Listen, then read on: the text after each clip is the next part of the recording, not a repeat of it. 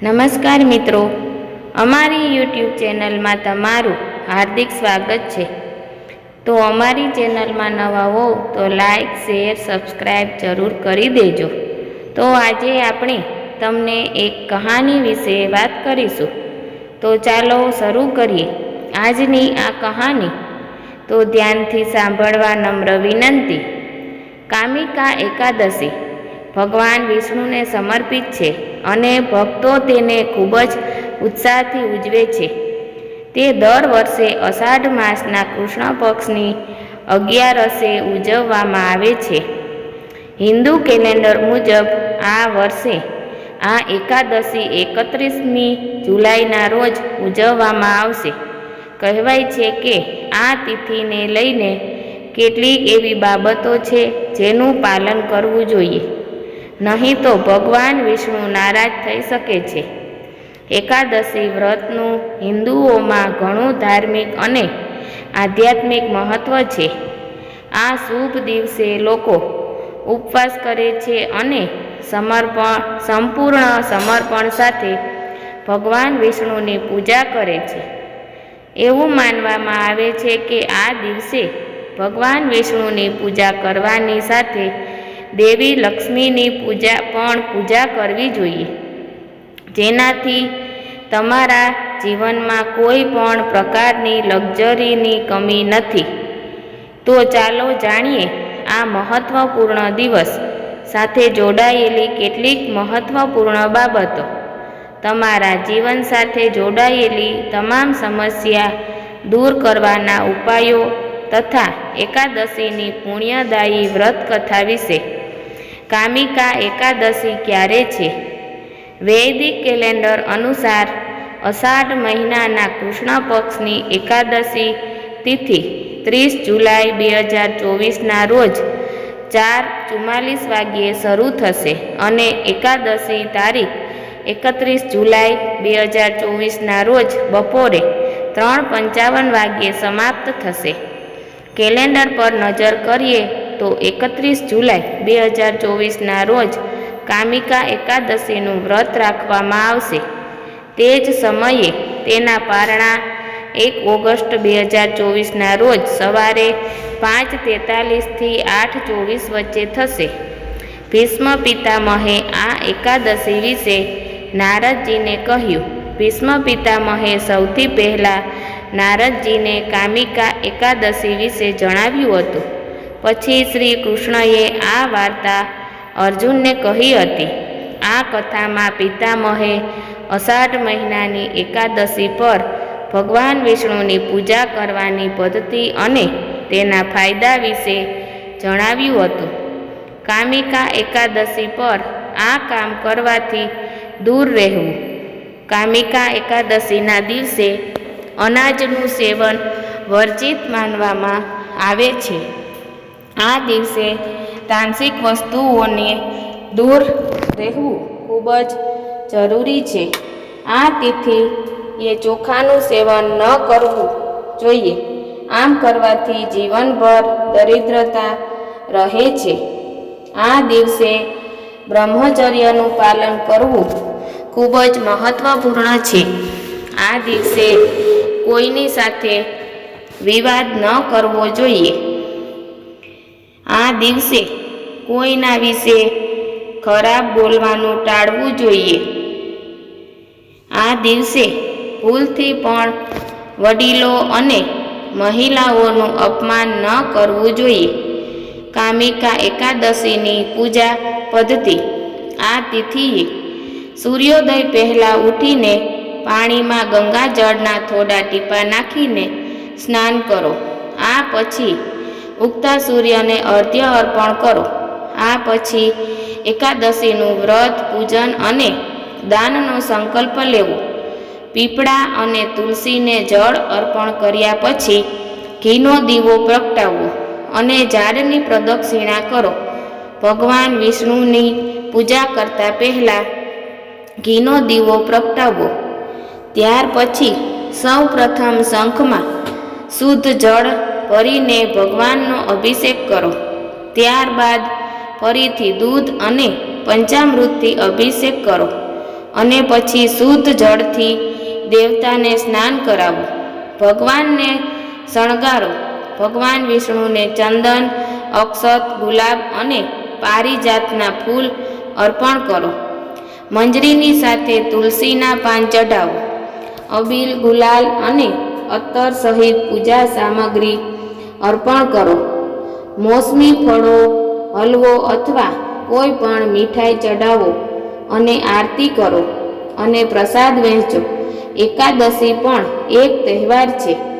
એકાદશીને તહેવાર પણ કહેવાય છે. આ પવિત્ર માસમાં ભગવાન નારાયણની પૂજા કરીને તમામ દેવો, ગંધર્વો અને સૂર્યની પણ પૂજા કરવામાં આવે છે.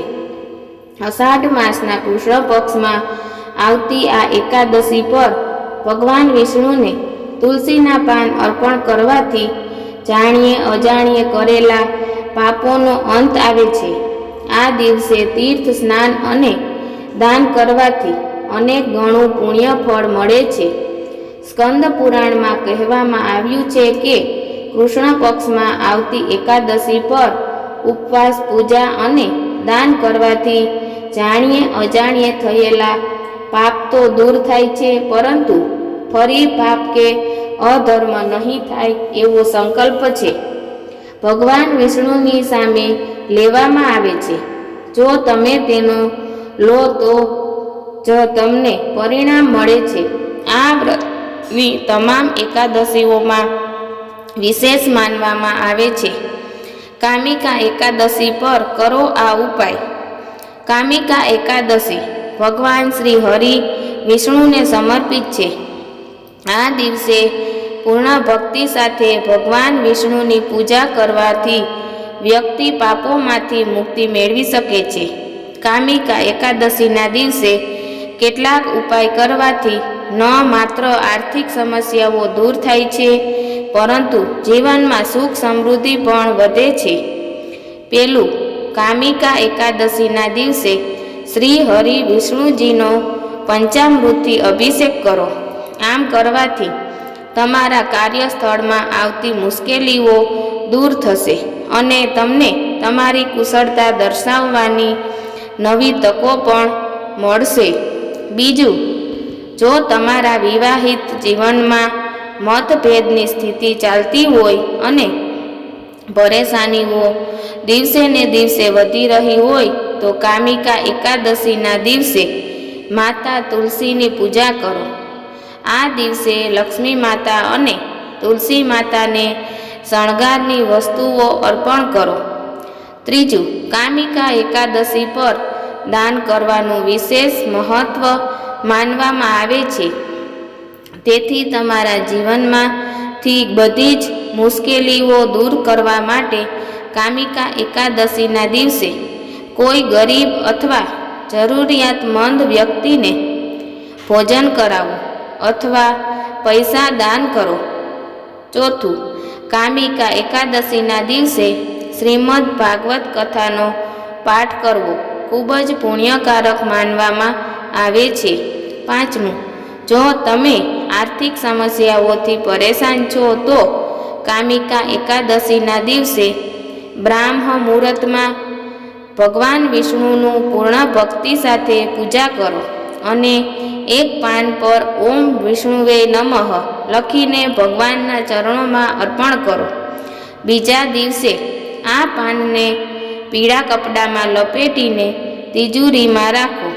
છઠ્ઠું, કામિકા એકાદશીના દિવસે પીપળાના ઝાડ નીચે ઘીનો દીવો પ્રગટાવીને પરિક્રમા કરવાથી ભગવાન વિષ્ણુની સાથે માતા લક્ષ્મીની કૃપા પ્રાપ્ત થાય છે. આવું કરવાથી ઘરની ગરીબી પણ દૂર થઈ શકે છે. માત્ર કથા સાંભળવાથી મળે ઘણું પુણ્ય. કામિકા એકાદશી વ્રતના દિવસે સૌ પ્રથમ સંકલ્પ લેવામાં આવે છે અને પછી વ્રતની કથા વાંચવામાં આવે છે. કામિકા એકાદશીની વ્રત કથાનું વાંચન કરનારથી સાથે ધ્યાન અને ભક્તિભાવ સાથે કથા સાંભળવાથી પણ ઘણું પુણ્ય પ્રાપ્ત થાય છે. ધાર્મિક માન્યતા પ્રમાણે કામિકા એકાદશીની કથા વાંચવાથી, સૂર્યગ્રહણ અને ચંદ્રગ્રહણ વખતે કેદાર અને કુરુક્ષેત્રમાં સ્નાન કરવાથી જે પુણ્ય પ્રાપ્ત થાય છે તે કામિકા એકાદશીના દિવસે ભગવાન વિષ્ણુની પૂજા અને કથા શ્રવણથી પ્રાપ્ત થાય છે. કામિકા એકાદશી વ્રતની કથા. એક સમય એક ગામમાં એક ક્ષત્રિય રહેતો હતો. તેને પોતાની જાત પર, ખાસ કરીને તેની શક્તિ અને બળ પર ખૂબ ગર્વ હતો. ક્ષત્રિય ભગવાનમાં ઘણો વિશ્વાસ રાખતો હતો, પરંતુ તેના મનમાં અભિમાન હતું. તે દરરોજ ભગવાન વિષ્ણુની પૂજા કરતો અને તેની પૂજામાં મગ્ન રહેતો. એક દિવસ તે કોઈ અગત્યના કામ માટે ઘરેથી પ્રવાસે નીકળ્યો. રસ્તામાં તેને એક બ્રાહ્મણ મળ્યો. બંને વચ્ચે કોઈ બાબતે બોલાચાલી થઈ હતી. ઝઘડો એટલો વધી ગયો કે વાત મારામારી સુધી પહોંચી ગઈ. ક્ષત્રિય ખૂબ જ બળવાન હતો, તેથી બ્રાહ્મણ તેની નબળાઈને કારણે ક્ષત્રિયના હુમલાને સહન કરી શક્યો નહીં અને તે ત્યાં જ ઢળી પડ્યો અને મૃત્યુ પામ્યો. બ્રાહ્મણના મૃત્યુથી ક્ષત્રિય સ્તબ્ધ થઈ ગયો. તેને પોતાની ભૂલ સમજાઈ અને ઊંડો પસ્તાવો કર્યો. આ સમગ્ર વાત ગામમાં આગની જેમ ફેલાઈ ગઈ હતી. ક્ષત્રિયએ ગ્રામજનોની માફી માગી અને બ્રાહ્મણના અંતિમ સંસ્કાર પોતે જ કરવાનું વચન આપ્યું. પરંતુ પંડિતોએ અંતિમ સંસ્કારમાં હાજરી આપવાનો ઇનકાર કર્યો હતો. પછી તેણે જાણકાર પંડિતો પાસેથી તેના પાપ વિશે જાણવાની ઈચ્છા કરી. ત્યારે પંડિતોએ તેને કહ્યું કે તેના પર બ્રહ્મહત્યા દોષનો આરોપ છે, તેથી અમે અંતિમ સંસ્કારના બ્રાહ્મણ પર્વમાં તમારા ઘરે ભોજન લઈ શકીએ નહીં. આ સાંભળીને ક્ષત્રિયએ બ્રાહ્મણને મારવાના ગુનાનું પ્રાયશ્ચિત કરવાનો ઉપાય પૂછ્યો.